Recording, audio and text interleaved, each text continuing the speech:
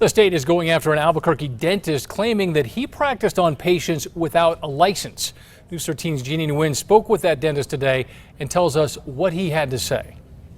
When we have an individual who is technically trying to play within the gray, what we tell them is it needs to be black and white. That individual is Dr. William Gardner. Mark Torres is a special agent with the state's Office of Superintendent of Insurance. He says their office got a tip in 2017 that Gardner was using the same x-ray on different patients to justify procedures they didn't need. Torres said they couldn't find patients to corroborate the tip, but they did discover last year that Gardner was operating without a license. Him not being a licensed in the state of New Mexico to perform services, therefore he cannot provide billing to insurance companies for his services. Those companies noticed something wasn't right with Gardner's claims. When they were doing their audit, found that he wasn't entitled to receive those payments. Torres says Gardner has had a lot of issues with the state's regulations and licensing department, and as they looked into the allegations, they found a reason to charge him. We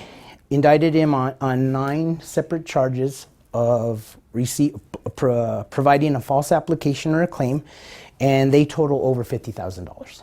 Gardner refused to do an on-camera interview, but in an email, he says the allegations are untrue and claims the New Mexico Dental Board is corrupt, but didn't provide any evidence. Jeannie Nguyen, KRQE News 13.